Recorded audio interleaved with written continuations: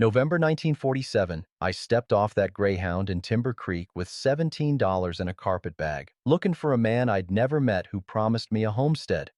What I found instead was a cage, right there on Main Street, between the hardware store where decent folk bought their nails and the diner where they ate their suppers. They had Elwood Brennan locked up like some kind of rabid animal, war hero, Silver Star from Okinawa. And the good people of Timber Creek had him caged like a beast, waiting for the hanging judge to ride through.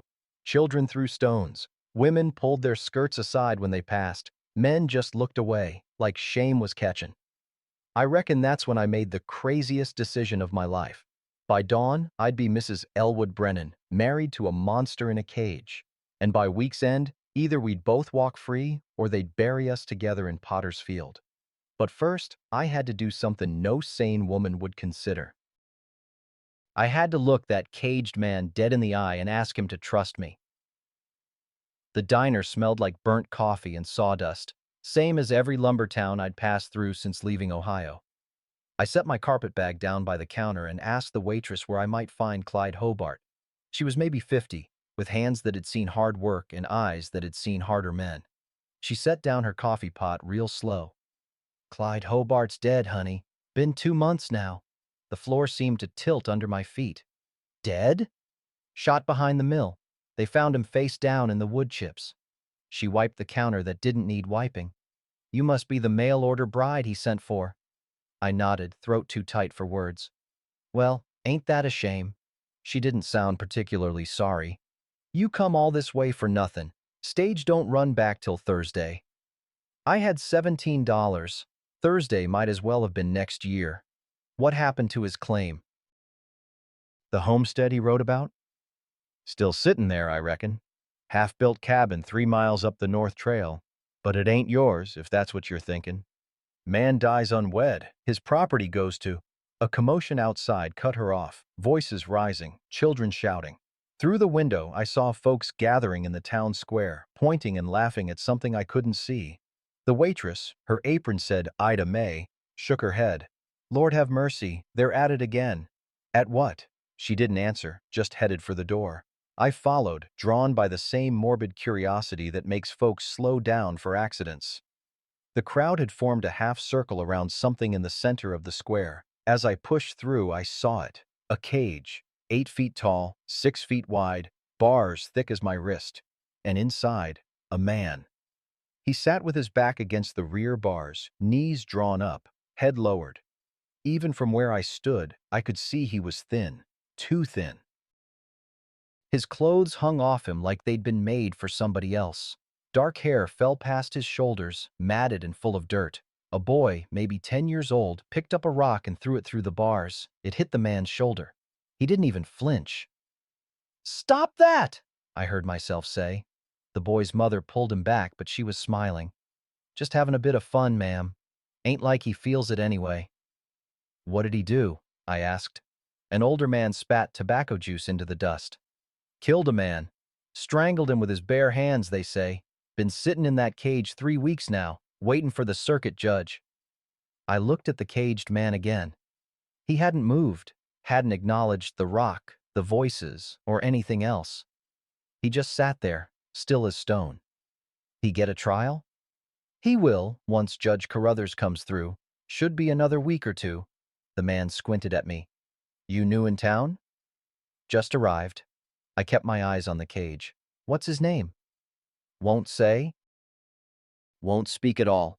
Sheriff thinks the war broke something in his head. He's got the look of a Pacific boy. Probably saw things over there that'd drive any man to murder." The crowd was starting to thin, folks heading back to their business. Show was over, I reckoned. But I couldn't move. Something about the way that man sat, not like an animal, but like someone who'd given up. It stuck in my chest like a burr.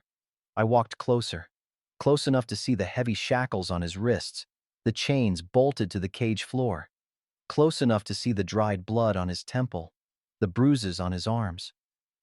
"How long's he been in there without moving?" I asked Ida May, who'd followed me. "Since yesterday morning, near as I can tell. Don't eat much, don't sleep much. Just sits." I knelt down in the dust, right at the edge of the cage. The man didn't look up. "Sir," I said quietly, Nothing. Sir, I need to know something. Did you kill a man? For a long moment, I thought he wouldn't respond. Then slowly, so slowly I almost missed it, he lifted his head. His eyes were gray as winter storms, and in them I saw something that stopped my breath.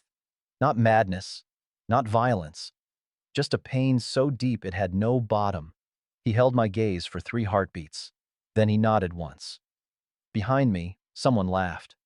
Looks like the crazy woman found the crazy man. Match made in heaven.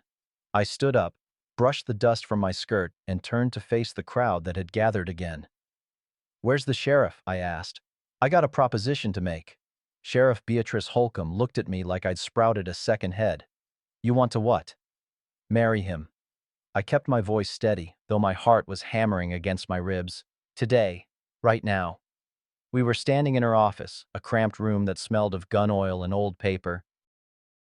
Through the window I could see the cage in the square, the man still sitting motionless inside it. Bea was maybe 40, with gray threading through her brown hair and a face that had forgotten how to smile. She'd been the first female sheriff in the county, hired during the war when all the men were gone, and somehow kept the job when they came back. "Ma'am, I don't know what you think you're doing, but Michigan law says a widow can claim veterans' benefits through remarriage to another veteran. I'm a widow. He's a veteran. And Clyde Hobart's claim, the homestead I came here for, it can transfer to me if I'm married to a serviceman." I pulled out my papers, laid them on her desk. "It's all legal." Bea stared at the documents, then at me. "You're out of your mind." "Maybe. But I got no money, no home, and no way back to Ohio. And that man out there's about to hang for something that might have been self-defense, and nobody's even asked him his side because he can't talk." I leaned forward. "Tell me, Sheriff, you think that's justice?" Something flickered in her eyes. Doubt, maybe, or shame. "The law? The law says a man's innocent till proven guilty, but you got him caged like an animal before he's even had a trial." I softened my voice. "I'm offering to take responsibility for him, vouch for him. If he's dangerous, it'll be on my head. But if he's not—" Bea was quiet a long moment. Then she stood, grabbed her keys, and headed for the door. "You got till sundown to change your mind," she said. "After that, I wash my hands of it." The wedding, if you could call it that, took place at the cage. Judge Harlan Moss came down from his office above the general store, prayer book in hand and disapproval on his face. A small crowd gathered, more curious than hostile at first. "Do you, Marjorie Keller, take this man?" Moss paused. "Sheriff, what's his name?" Bea looked at the man in the cage. "He won't say." I knelt down by the bars. "Sir, I need a name. For the law." Those gray eyes found mine again. After a long moment, he lifted his shackled hands and pointed to his chest. Then he traced letters in the dirt with one finger. "E-L-W-O-O-D. Elwood," I said. "And the rest?" He hesitated, then wrote B-R-E-N-N-A-N. "Elwood Brennan." I looked up at the judge. "That's his name." Moss continued the ceremony, his words clipped and cold. When it came time for Elwood to speak his vows, he simply nodded. I slipped my dead husband's ring, the only thing of value I had left, onto his finger through the bars. "By the authority vested in me by the state of Michigan," Moss said, "I pronounce you man and wife. God help you both." Bea unlocked the cage. "He's your responsibility now, Mrs. Brennan." The shackles stayed on. "Till you're out of town limits," Bea said, but Elwood was allowed to stand. He unfolded himself slowly, joints creaking, and stepped out into the November sunlight. He was taller than I had expected, broad-shouldered, despite the thinness. And when he looked at me, there was something in his face I couldn't quite name. Gratitude, maybe, or disbelief. "Can you walk?" I asked. He nodded. "Then let's go home." The cabin sat 3 miles up a logging trail, half hidden by pine trees.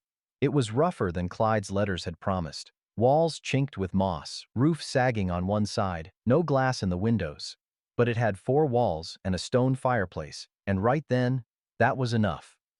I got a fire going while Elwood sat on the porch step, still shackled, watching me through the open door. When I brought him water in a tin cup, his hands shook so bad he could barely hold it. "When's the last time you ate?" I asked. He held up 3 fingers. 3 days? My stomach turned. Lord have mercy. I heated the last of my traveling rations, hard biscuits and salt pork, and brought them out. He ate slowly, carefully, like a man who'd forgotten how. When he was done, he looked at me and mouthed 2 words. "Thank you." I was about to respond when I heard it. Voices on the trail. Men's voices, growing louder. Through the trees, I saw torchlight, a dozen of them, maybe more, moving toward the cabin. Elwood saw them too. He stood quickly, positioning himself between me and the approaching lights. His face had changed, alert now, calculating. Not a broken man anymore. A soldier. The voices grew clearer. "Bring out the killer. String him up proper. B. Holcomb made a mistake. We're fixing it tonight." Elwood turned to me, and in his eyes I saw a question: run or stand. I picked up the axe leaning against the woodpile and stood beside him. "We stand," I said. The first torch broke through the tree line, and behind it came the mob. 20 men, maybe more, hard to count with torches bobbing between the trees like angry fireflies. They came in a ragged line, some carrying rope, others with axe handles and fence posts. At the front was a thick-shouldered man with a gray beard, Caleb Rust, the foreman from Pritchard's lumber mill. "Mrs. Brennan!" His voice carried across the clearing. "Send out the killer, and we'll let you be." I stepped forward, axe in hand. Behind me, I heard Elwood's chains rattle as he moved closer. "This is my property," I called back. "And that's my husband. You got business with him, you go through the law." Caleb spat into the dirt. "The law made a mistake. Sheriff Holcomb's gone soft, letting a murderer walk free. We're here to correct that mistake." "What you're here to do is lynch a man without trial. That's called murder where I come from." Someone in the crowd laughed, harsh and ugly. "Where you come from don't matter. You been here half a day, woman. Don't know our ways." "I know enough to see injustice when it's staring me in the face." The mob shifted, closing tighter. I could see their faces now in the firelight, some angry, some just drunk on mob courage. The kind of men who'd never throw a punch alone but felt mighty in a pack. "He killed Douglas Pritchard," Caleb shouted. "Choked him to death with his bare hands. We got witnesses saw him standing over the body, blood on his hands." "Was it self-defense?" I asked. "Don't matter. Douglas was a respected man, had family. This—" Caleb gestured at Elwood with disgust. "This creature took him from them." I felt Elwood tense behind me. Creature, like he wasn't even human anymore. "My husband's a decorated Marine," I said, voice rising. "Fought at Okinawa, earned a Silver Star, and you're gonna stand there and call him a creature?" "I'm calling him what he is, a killer who's lost his mind." "War does that to weak men." The axe handle felt slick in my palms. "Weak men don't earn Silver Stars. Weak men come home broken and take it out on innocent folk." Caleb's face was red now, veins bulging in his neck. "I got a cousin died in the Pacific, died a hero. He don't get to come home and murder people. Why should this one?" "Because he's alive," I said quietly, "and the dead don't get a vote." That stopped him for a moment. The crowd muttered, uncertain. Then a woman's voice cut through. "Let her speak her piece." I turned and saw Ida Mae pushing through the mob, shotgun in her hands. She positioned herself at an angle, covering about half of them. "I got a brother still in the Pacific," she said. "Hospital ship, last I heard. Lost his leg at Iwo Jima. He comes home. I don't want y'all deciding he's too broken to live." "This ain't the same, Ida," Caleb protested. "Ain't it?" She cocked the shotgun. "Seems to me you're fixin' to kill a man based on what the war did to his head. My brother's got wounds you can see. This one's got wounds you can't. Don't make 'em less real." The mob wavered. I could feel them splitting, some with Caleb, some with Ida Mae, most just confused. That's when I heard hoofbeats. Sheriff B rode into the clearing, her horse breathing hard. She dismounted in one smooth motion, hand resting on her pistol. "That's enough." Her voice wasn't loud, but it carried weight. "You want him. You go through me."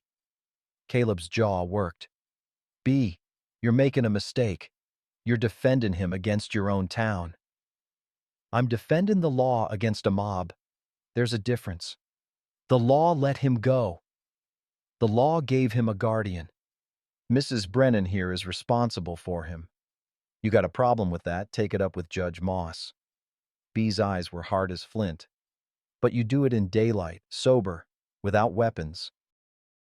That's how civilized folks settle things. The crowd muttered, shifting. Some of the torches lowered. Then Oswin Pritchard stepped forward from the back. I hadn't seen him before, a tall man in a fine coat, gray hair slicked back. The banker, the father of the dead man. Sheriff Holcomb, he said, voice smooth as silk and twice as dangerous. I appreciate your dedication to law and order. Truly I do. He smiled, but it didn't reach his eyes. However, I have friends in Lansing. Friends who might wonder why our sheriff is protecting a confessed murderer over a respected banker's murdered son. B's face went pale. Pritchard turned to me. Mrs. Brennan, is it? I'll give you 1 week. 1 week to prove your husband is innocent. If you can't, he let the sentence hang. Well, I have a brother-in-law who's a federal marshal. He'll be passing through next Sunday. He tipped his hat. Good evening, Sheriff. Ma'am. As he walked away, the mob began to disperse, following him like dogs trailing their master. When they were gone, Bee turned to me. Her hand was shaking. You better have a plan, she said, because I just bet my badge on that man, and if Pritchard brings federal law down on us. She didn't finish. Elwood stepped forward then. He reached into his shirt and pulled out something small, pressed it into Bee's hand. She opened her palm. It was a tiny wooden bird, carved with surprising delicacy. One wing was broken. Bee stared at it. Her face crumpled for just a moment before she caught herself. How did you? Her voice broke. My brother. He died at Okinawa. How did you know? Elwood pointed to the locket around her neck, the one with a soldier's photograph inside. Then he touched his own chest, over his heart. Brothers.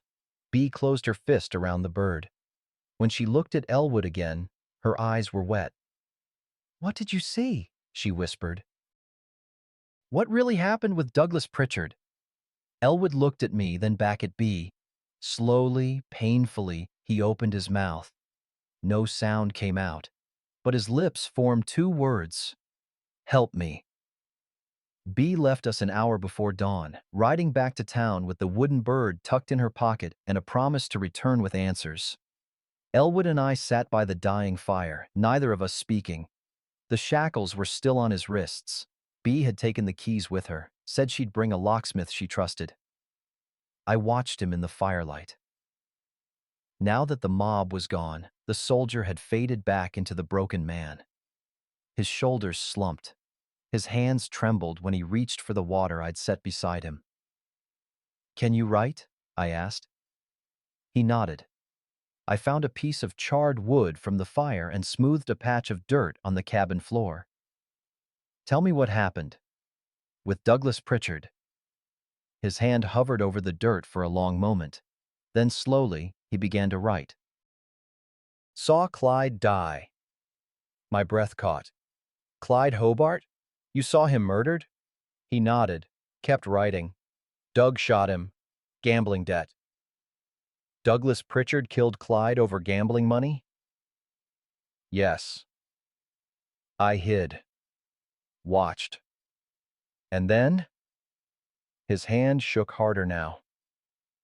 Doug found out I saw. Came for me. He stopped, erased the words with his palm, started again. Came for my boy. The charcoal snapped in his fingers. He stared at the broken pieces, and I saw something crack behind his eyes. Not madness, but memory, sharp and vicious. I reached out slowly, covered his hand with mine. Your boy? He pulled away, scrambled to the corner like a wounded animal. I'd moved too fast, touched without permission. I'm sorry, I said quietly. I'm sorry. We sat in silence as the fire burned down to embers. Outside, the wind picked up, rattling the loose boards on the cabin walls. Somewhere in the distance, a dog started barking. Then another. Then a whole pack of them, howling like they'd scented something wrong. Elwood's head snapped up. He moved to the window, peered out into the darkness. I joined him. What is it? He pointed toward town. On the horizon, I could see it, a faint orange glow, too bright to be lamplight. Fire. By the time we reached the edge of town, half of Main Street was burning. The general store, the feed depot, and Pritchard's Bank, all three buildings engulfed in flames that reached 30 feet high. Folks ran everywhere with buckets, but it was clear the buildings were lost. The best they could hope for was to keep it from spreading.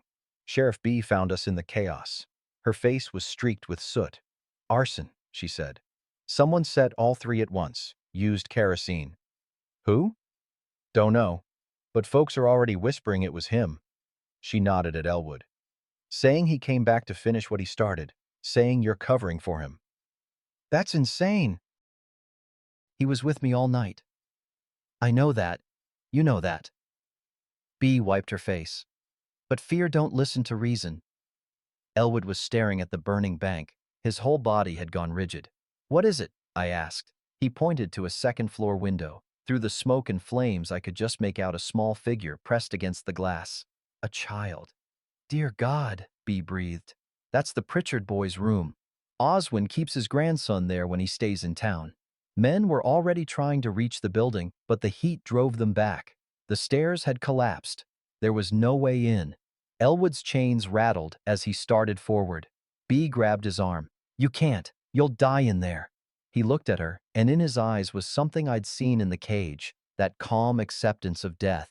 But this time it wasn't surrender. It was choice. He pulled free and ran toward the burning building. No! I screamed, but he was already at the door. He didn't hesitate. Didn't even slow down, just lowered his shoulder and crashed through what was left of the entrance. The flames swallowed him whole. The crowd fell silent, watching the inferno. Seconds passed, then a minute. He's dead, someone said. Fool killed himself. He's a monster, another voice added. Probably set the fire himself, then. The second-floor window exploded outward. Elwood burst through in a shower of glass. The boy clutched to his chest. They fell together, 20 feet down into the water trough below. Men rushed forward, pulled them both out. The boy was unconscious but breathing. Elwood was burned, his shirt mostly gone, skin blistered on his arms and back, but he was alive. Oswin Pritchard pushed through the crowd, fell to his knees beside his grandson. Jacob, he sobbed. Jacob, please. The boy coughed, eyes fluttering open. Grandpa? Pritchard clutched him close, then looked up at Elwood with an expression I couldn't read. Gratitude and hatred, all mixed together. You saved him, Pritchard said hoarsely. You saved my boy. Elwood didn't respond, just closed his eyes. That's when I saw it, caught on the barbed wire of a nearby fence. A scrap of cloth, still smoldering. Blue fabric. Expensive. The kind only one man in town could afford. I looked at Pritchard, then at the cloth, then back again. His eyes met mine, and in that moment, I knew. He'd set the fire. His own bank, his own grandson's room, and he'd meant for the boy to die. Before I could speak, Pritchard stood. Take the hero to Doc Morrison, he ordered his men. Best care we got. Then quieter, just to me. 1 week, Mrs. Brennan. That was our deal. You've got 6 days left. He walked away, carrying his grandson, leaving Elwood bleeding in the dirt. Bee knelt beside me, saw what I was holding. That's his fabric, she whispered. Oswin's. He tried to kill his own grandson, I said. Why would... Insurance, Bee said grimly. Banks insured, buildings insured, and if the boy died in the fire... She stopped. Sympathy. Nobody questions a grieving grandfather demanding justice. I looked down at Elwood. His eyes opened, found mine. He'd figured it out too. I could see it in his face. We didn't have 6 days. We had hours. Doc Morrison's office smelled like carbolic acid and old blood. I sat in the corner while he worked on Elwood's burns, painting them with some kind of salve that made Elwood's jaw clench, but no sound came out. 2nd degree, most of them, Doc said, wrapping gauze around Elwood's forearm. He's lucky. Another few seconds in that fire and we'd be burying him. Elwood's eyes found mine. He mouthed, "The boy." "Jacob Pritchard's fine," Doc said. "Smoke inhalation, some bruises, but he'll live, thanks to you." He tied off the bandage. "Damn fool thing you did, running into that building." "Brave, but damn fool." When Doc stepped out to get more supplies, I moved closer. Elwood sat on the examination table, shirtless, his torso a map of old scars and new burns. On his ribs, I could see what looked like claw marks, long, parallel lines, badly healed. "Okinawa?" I asked quietly. He nodded, touched the scars, then pointed to his head, tapped his temple twice. "That's where the real wounds are," I said. "The ones folks can't see." He looked at me, and something in his face softened. Slowly, carefully, he reached out and took my hand. His palm was rough, bandaged, trembling slightly, but he held on. We sat like that for a long moment. No words, just two broken people holding on to each other in a room that smelled like disinfectant and hope. Then he did something that surprised me. He turned my hand over, traced letters on my palm with his finger. THANKYOU. "For what?" SEEINGME. My throat tightened. "I see you, Elwood. I see you just fine." He traced more letters. WHY. Why what? WHYHELP? I thought about that. About the $17 and the broken promises and the cage in the town square. About my dead husband who'd been a hero to everyone but never really mine. About all the ways the world had taught me that nobody helps unless they want something back. "Because somebody should have helped you before it got this bad," I said. "Because I know what it's like when everybody walks past your cage and pretends they don't see you dying inside." His fingers tightened on mine. The door opened. It wasn't Doc Morrison. It was a woman, maybe 60, with iron gray hair and a face carved from grief. She carried a wooden box under one arm. "Mrs. Brennan?" she said. "I'm Eileen Hobart, Clyde's widow." I stood. "Ma'am, I'm sorry for your loss. I only wish—" "Don't." She set the box on Doc's desk. "I know why you're here. I know what they're saying about your husband." She glanced at Elwood. "And I know the truth." She opened the box. Inside were letters, dozens of them, tied with string, and something else, military medals, Purple Hearts, silver stars, bronze stars. "What is this?" I asked. "Douglas Pritchard was a blackmailer," Eileen said, her voice flat. "He collected medals from veterans, told them if they didn't pay him, he'd spread word they were cowards who'd bought their honors off dead men." My stomach turned. That's vile. That's what got my Clyde killed. He found out what Douglas was doing, confronted him behind the mill. She looked at Elwood. "You saw it, didn't you? You were there." Elwood nodded slowly. "And then Douglas came after you because you were a witness." Another nod. Eileen reached into the box and pulled out a deed. "This is Clyde's land, the 40 acres, the cabin, everything. By old lumber camp law, the kind that goes back before Michigan was even a state, there's something called blood debt." "Blood debt?" "When a man dies unjustly, his property can pass to whoever avenges him, not through murder, through truth." She held out the deed. "Your husband didn't kill Douglas Pritchard in rage. He killed him in defense, and in doing so, he avenged my Clyde." I stared at the paper. "You're giving us the land?"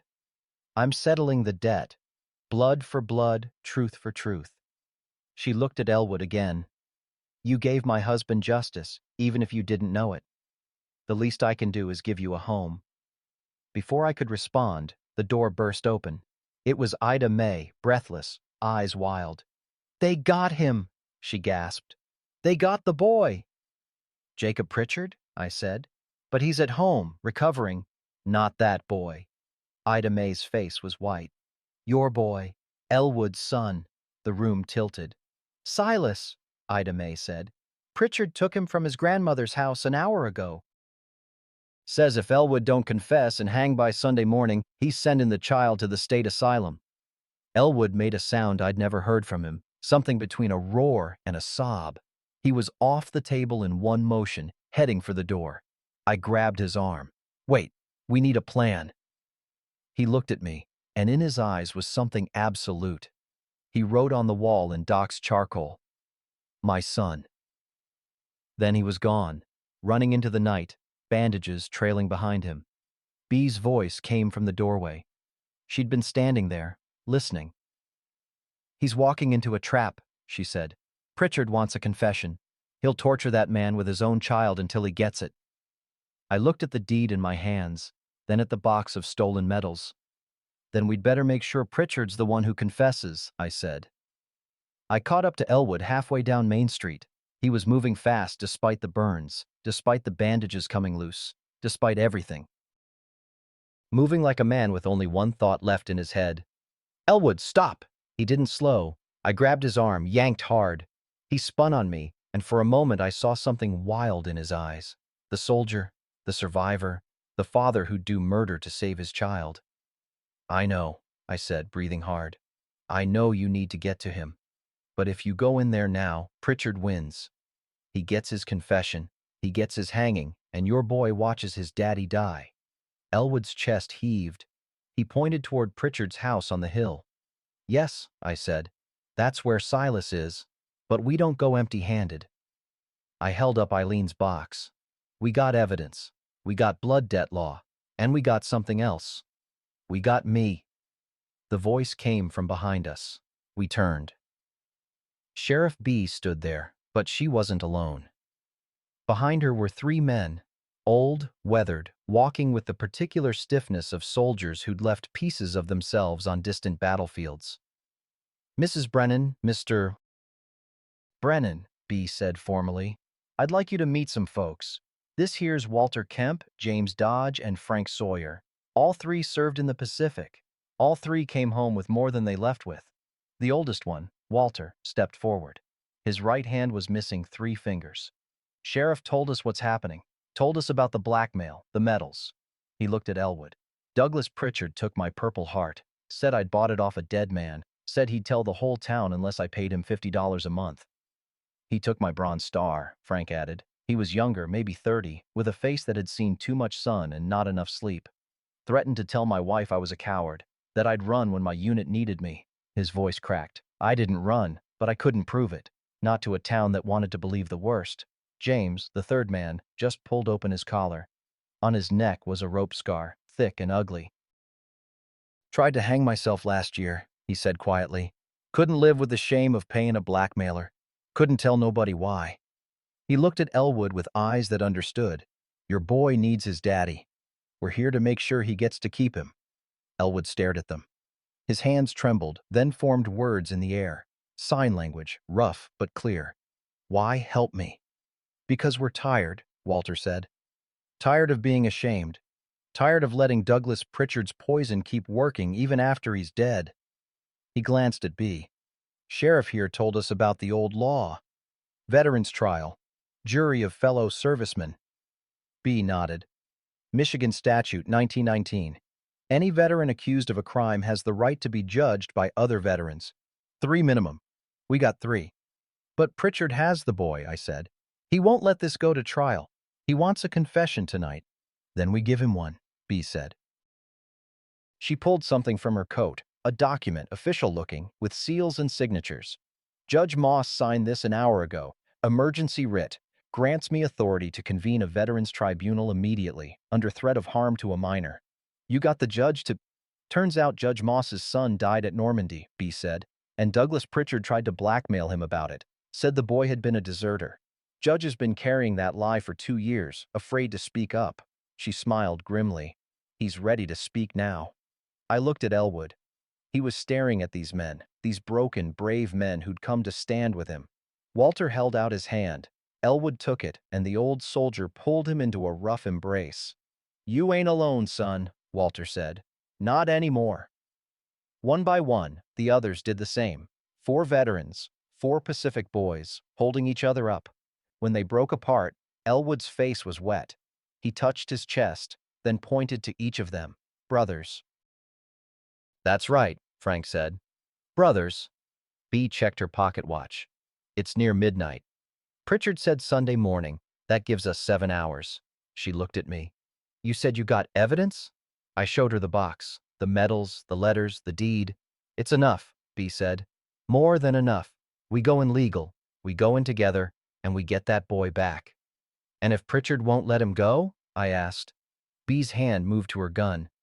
Then we remember that sometimes the law needs teeth. We started up the hill toward Pritchard's house, 5 of us now instead of 2. The sky was starting to lighten in the east. False dawn, they called it. That hour before sunrise, when the world holds its breath. We were halfway there when we heard it. A child's scream, high and terrified, cutting through the pre-dawn silence. Silas, Elwood breathed. The first word I'd heard him speak clearly. Then he was running, and we were all running, racing toward that scream, and whatever hell waited for us on the other side. The scream came again. Then silence. Pritchard's house blazed with lamplight, every window glowing like a challenge. The front door stood open. We burst through to find Oswin Pritchard in his study, standing behind his grandson Jacob. The boy was pale, trembling, but unharmed. Beside them stood a woman I'd never seen, thin, elegant, with eyes that had long ago stopped crying. And kneeling on the floor, hands bound behind his back, was a boy of maybe 8 years old. Dark hair, gray eyes just like his father's. His mouth was working, trying to form words that wouldn't come. Sss. The stutter was painful to hear. Elwood made a sound like a wounded animal. Ah, Pritchard said calmly. The hero arrives, along with quite the entourage. He surveyed our group, me, Bea, the 3 veterans. Sheriff Holcomb, this is breaking and entering. This is a lawful intervention, Bea said, holding up the writ. Judge Moss has granted authority for an emergency tribunal. Release the boy. Pritchard smiled. The boy stays until I get what I came for. A confession. He looked at Elwood. Your son wants to speak to you. He's been trying for the last hour. But the words won't come, will they, Silas? The boy's face crumpled. Daddy. You did this to him, Pritchard continued, voice like poison. Your grandmother tells me he spoke fine before you left for the war. Came back and suddenly the child can't string 2 words together. What kind of father breaks his own son? Elwood lunged forward. Walter and Frank grabbed him, held him back. He didn't break him. The woman spoke. Pritchard's wife, I realized. Her voice was quiet but firm. The boy's grandmother did. Told him his father was a monster, that he'd killed his mother by leaving her alone. She broke that child with lies. Constance, be quiet, Pritchard snapped. No. She stepped forward, placed herself between her husband and Silas. I've been quiet for 30 years, watched you destroy everything good in this family. I won't watch you destroy another child. This isn't about the child. It's always about the children, her voice cracked. Our son. This boy. How many more, Oswin? How many more before you admit what you are? Pritchard's face went white. You don't know what you're saying. I know you killed Douglas. The room went silent. I heard you arguing that night. Heard him confess to murdering Clyde Hobart. Heard you say, I raised no murderer in my house. Then I heard the shot. That's a lie. Then I watched you carry his body to the mill. Watched you stage it to look like a fight. Watched you blame this innocent man because who would question a banker over a broken soldier? Bea stepped forward. Mrs. Pritchard, are you willing to testify to this? Constance looked at her husband, and I saw 30 years of fear finally break. I am. Pritchard's hand moved to his desk drawer. You've lost your mind, woman. Grief has made you. The only thing grief has made me is honest. She knelt beside Silas, gently untied his hands. I won't let you use another child for your schemes. That's when Pritchard pulled the gun. Nobody moves. His hand was steady, the pistol aimed at Elwood. This ends tonight, one way or another. Mr. Pritchard, Bea said carefully, put down the weapon. So, you can arrest me? Destroy everything I've built? He laughed hollow. I own this town. I built the mill, funded the church, kept families fed through the Depression, and you'd throw that away for one broken soldier? That broken soldier saved your grandson's life, I said. Pritchard's jaw clenched. A life for a life, then. He saved Jacob. Now he pays for Douglas. Your son was a blackmailer and a murderer, Walter said, stepping forward. He tortured good men with their own service, called us cowards, thieves, made us ashamed of the very medals we bled for. My son was— Pritchard's voice broke. My son was my legacy. Your son was a monster you couldn't see, Frank added quietly. Same way you can't see you've become one too. The gun wavered. Then Silas did something remarkable. He stood up, walked right past Constance, past all of us, and approached his father. Elwood shook his head frantically, trying to warn the boy back. But Silas kept coming until he stood between his father and Pritchard's gun. Don't, the boy said, the word fighting its way out. Don't hurt my daddy. Pritchard stared at him. Child, move aside. No. Silas's small hands were shaking, but he didn't move. He's good. He's saved me from the bad man. He's good. Elwood was crying now, silent tears streaming down his face. Your father killed my son, Pritchard said. Silas looked back at Elwood, then at Pritchard. When he spoke again, the words came clearer than before, as if the truth gave them weight. Your son tried to burn me with his cigarette. Said he'd make me to talk, make me to tell where Daddy hid his medal. The room froze. My daddy didn't hide nothing. He gave it to make the bad man stop. Pritchard's face went gray. No, Douglas wouldn't. He would, Constance said softly. And you know it. You've always known it. The gun lowered. Pritchard looked at his own grandson Jacob, then at Silas, then at Elwood. 3 generations of damage, all laid bare in lamplight. What have I done? He whispered. Outside, the sky was lightening. True dawn this time, not false. B moved forward carefully, took the gun from Pritchard's slack fingers. Oswin Pritchard, I'm placing you under arrest for the murder of Douglas Pritchard and the attempted murder of Jacob Pritchard in the bank fire. He didn't resist, just stood there, staring at nothing.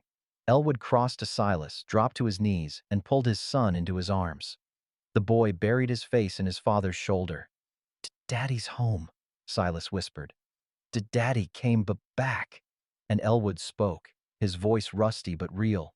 Always, always come back for you. The sun broke over the horizon, flooding the room with light. The sun was fully up by the time we assembled in the town square. Word had spread fast. Timber Creek woke to find their banker in chains and their monster proven innocent. The cage still stood where it had been, empty now, its door hanging open like a broken jaw. Someone had draped it with black cloth, though I couldn't tell if it was mourning or shame. Judge Moss convened the emergency tribunal on the courthouse steps. Half the town gathered to witness, their faces a mix of confusion, anger, and something that might have been guilt. Elwood stood beside me, Silas clinging to his hand. The boy hadn't let go since dawn, and Elwood hadn't tried to make him. On Elwood's other side stood the 3 veterans, Walter, Frank, and James, a wall of solidarity. B brought Pritchard forward. The banker looked like he'd aged 20 years overnight. His fine clothes were rumpled, his face hollow. Judge Moss called the tribunal to order. We're here under emergency statute to determine the facts of 3 deaths: Clyde Hobart, Douglas Pritchard, and the attempted murder of Jacob Pritchard. He looked at the crowd. And to determine whether Elwood Brennan is guilty of any crime. I'll save you the trouble, Pritchard said, his voice flat. I killed my son, shot him in my study when he confessed to murdering Clyde Hobart over gambling debts. He laughed bitterly. Couldn't have a murderer in the family, you see. Bad for business. Bad for the Pritchard name. The crowd murmured, shifting like wheat in wind. And the fire? Judge Moss asked. Mine. Said it myself. Pritchard looked at his grandson Jacob, who stood with Constance. Thought if the boy died, I'd have the town's full sympathy. No one would question a grieving grandfather seeking justice for his murdered son and dead grandson. He paused. Didn't count on Brennan being fool enough to save him. You tried to kill your own grandchild, someone in the crowd said. voice thick with disbelief. I tried to preserve a legacy. Pritchard's composure cracked.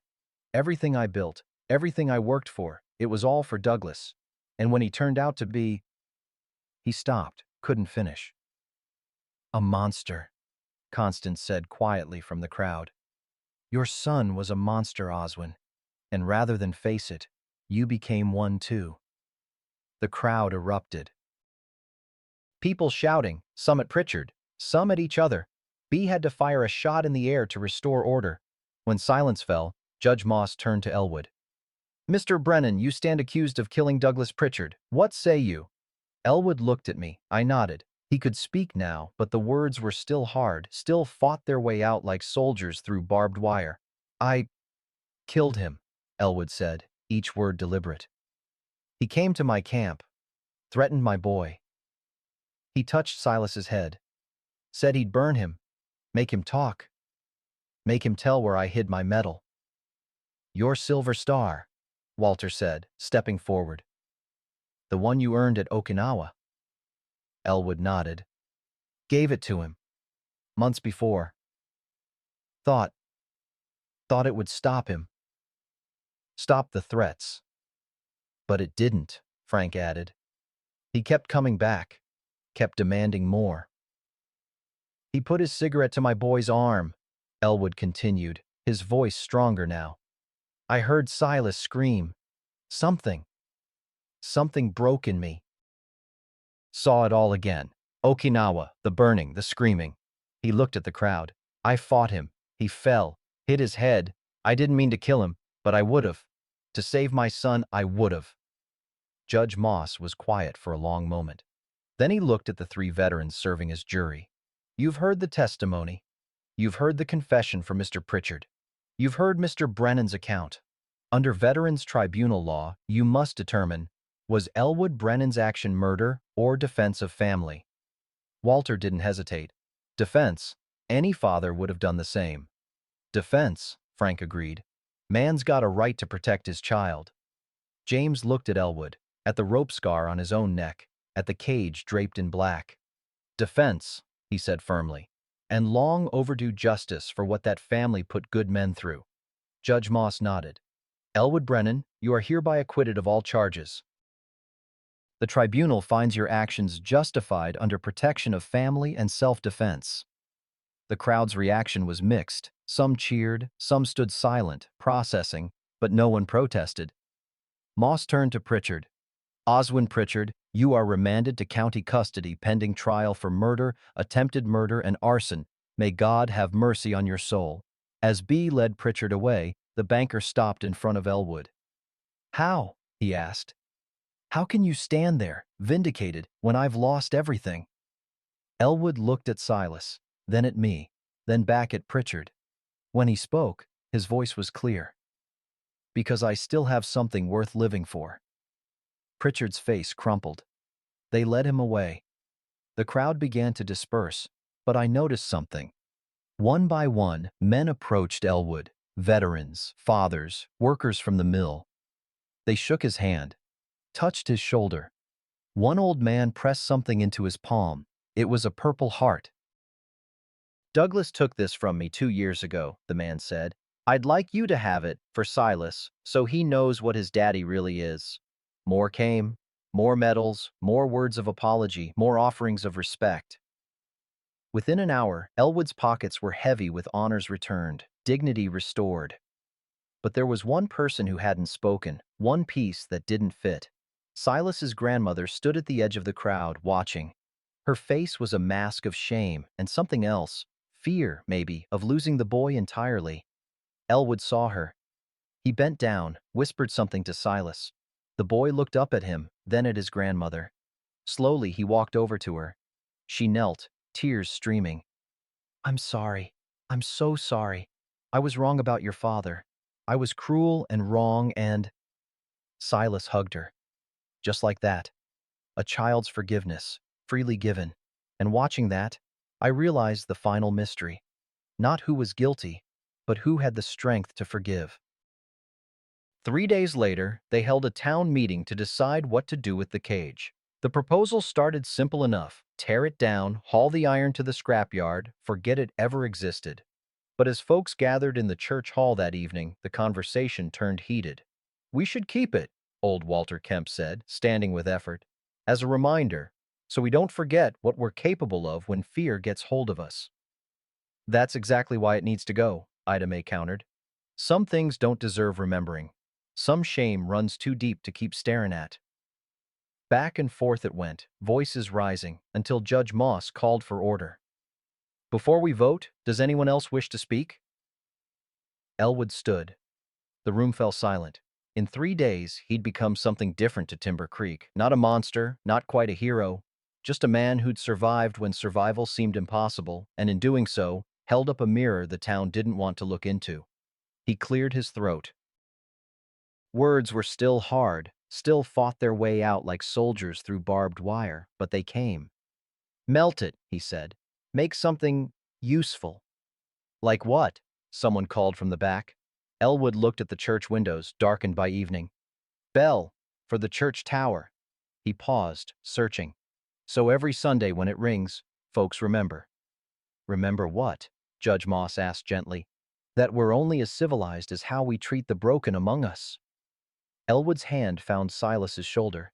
"That cages don't make us safer. They just make us blind to our own cruelty." B stood. "I second the motion. Church bell it is."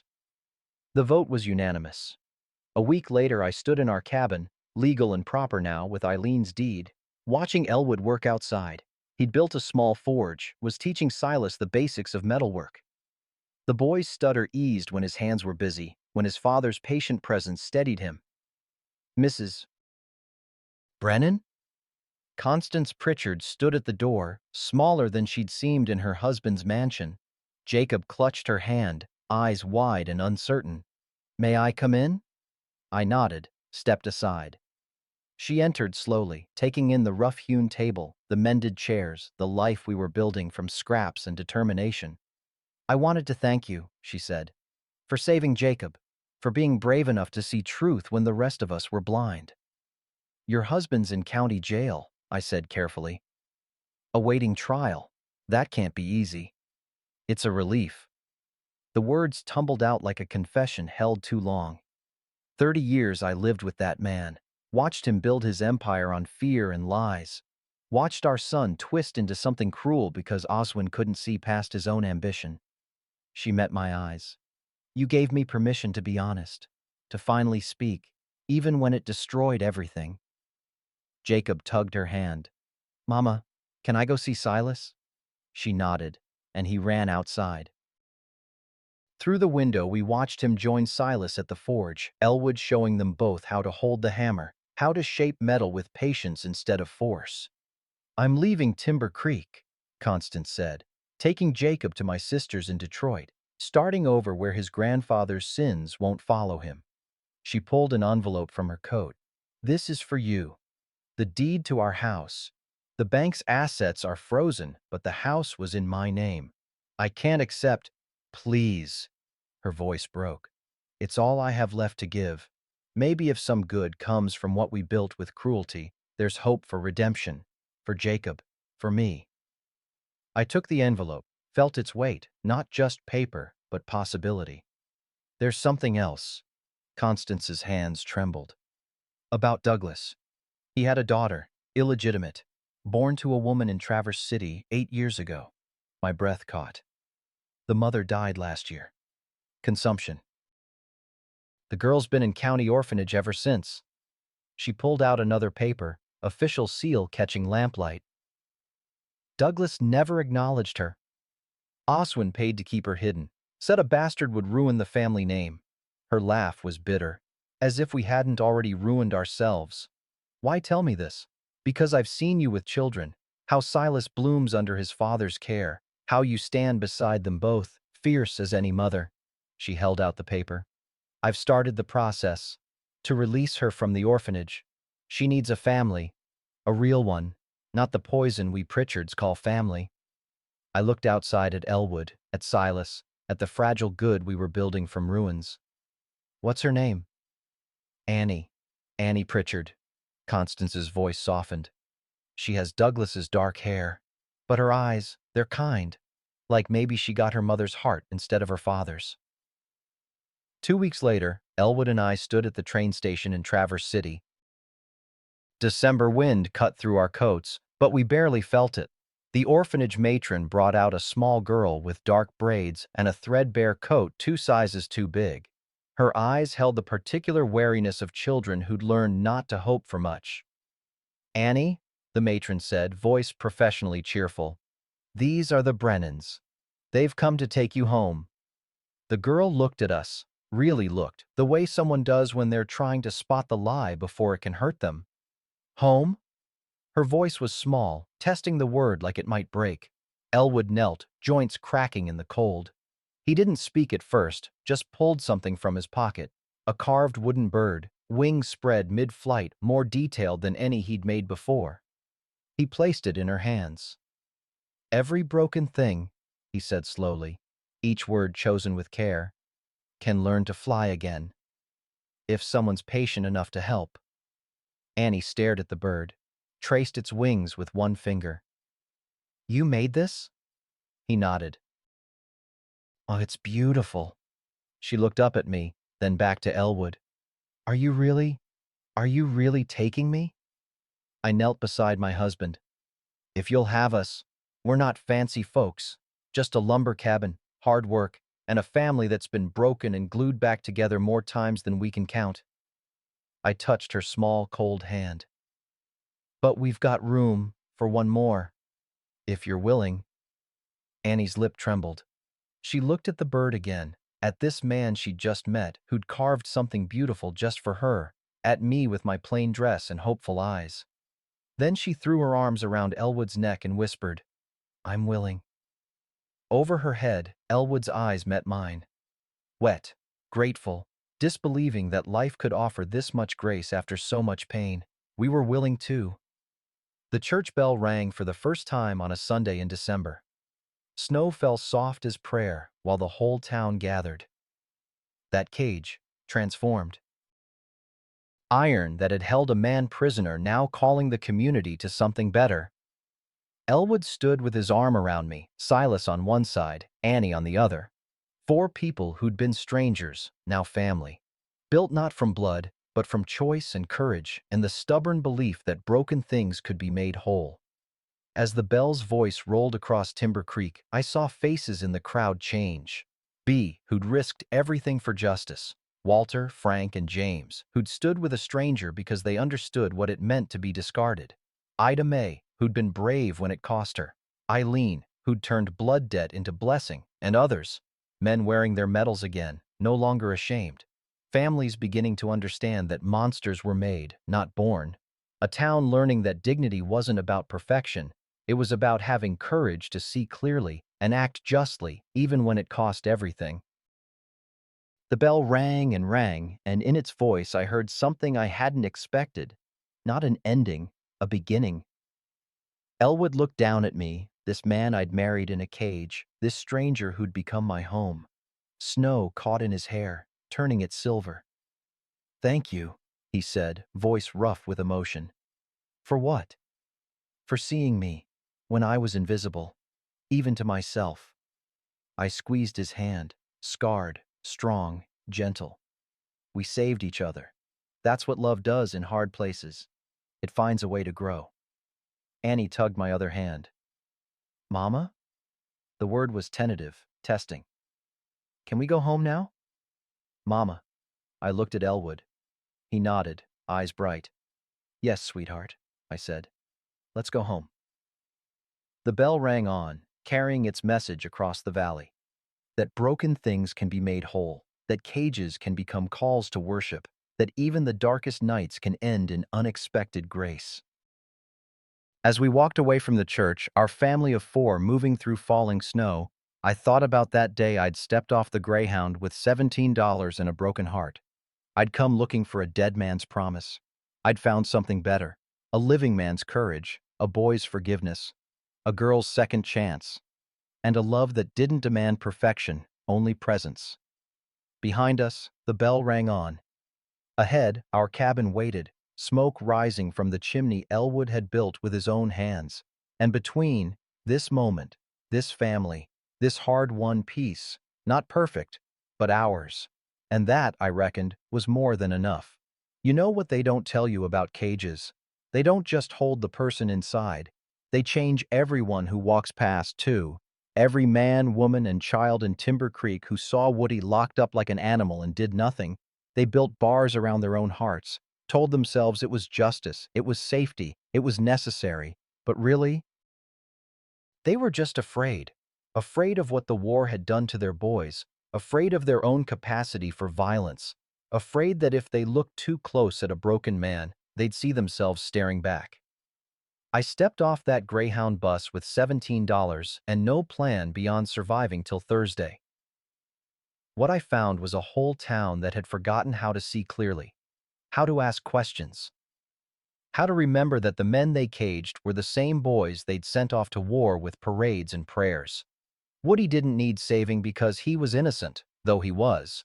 He needed saving because everybody had decided he was guilty before they ever asked what happened. And once folks make up their minds like that, truth don't stand a chance unless somebody's willing to stand with it. Here's what I learned in Timber Creek. Dignity ain't something you're born with or without. It's something we give each other or take away. Every single day, we're making that choice, sometimes without even knowing it. When I knelt by that cage and offered marriage to a man I didn't know, folks thought I'd lost my mind. Maybe I had, but I'd also lost my faith in the world making sense on its own. Sometimes you gotta be the sense you want to see. Sometimes you gotta be the one who says, no, not this, not on my watch. Your grandpa Woody built us a good life after that. Built it with hands that knew both creation and destruction, that had learned the terrible mathematics of war, how easy it is to take a life, how hard to build one. Every morning, he chose building. Every single morning, Silas grew up strong. That stutter faded once he knew his daddy wasn't a monster, just a man caring more than most. Annie, sweet Annie, she bloomed like a wildflower in good soil. Turned out all she needed was someone to see her as a blessing instead of a shame to be hidden. And me. I learned that love ain't about finding someone who's got it all together. It's about seeing someone completely broken and saying, I'll hold the pieces while you figure out how they fit. That church bell still rings every Sunday. 70 years of Sundays now, calling folks to remember. Most of the people who put Woody in that cage are gone now. Their children and grandchildren sit in those pews, probably don't even know the story of where that bell came from. But I know, and I remember. I remember that dignity costs something. Justice costs something. Seeing people truly, past the fear, past the rumors, past the easy judgments, that costs something too. But Lord, it's worth it. I'm talking to you now. You listening in your car, your kitchen, your quiet room at the end of the day. Maybe you've never seen a man in a cage, but I bet you've seen people locked up in other ways. Locked up by shame, by grief, by mistakes they can't undo. By labels folks put on them that won't come off. And I bet you've felt it too. Felt invisible, felt judged, felt like the world decided who you were before you got a chance to speak. Here's what I'm asking you. Be the person who stops, who looks, who asks, what's the truth here, really? Be the person who reaches through the bars, whatever kind of bars they are, and says, I see you. Come out. Let's try. It won't always work. Sometimes people are too broken, too far gone, too dangerous. I ain't saying be foolish. I'm saying be brave enough to see clearly before you decide. Because here's the thing about cages.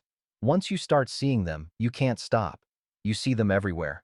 The ones we put people in, the ones we put ourselves in, all those bars we build out of fear and call it wisdom. And maybe, just maybe, you'll be the one with the key. So tell me, where are you listening from tonight? What cages have you seen? What bars have you walked past? Drop a comment. Share your story. Because we're all in this together. The broken and the whole, the caged and the free, the ones who see and the ones still learning how. Until next time, may you have the courage to see people truly. May you have the strength to stand with the truth, even when it costs you. And may you remember that the most powerful thing you can do in this world is look at someone everybody else has given up on and say, Not me. I still see you. This is Marge Brennan, signing off. And remember, we're only as good as how we treat the broken among us.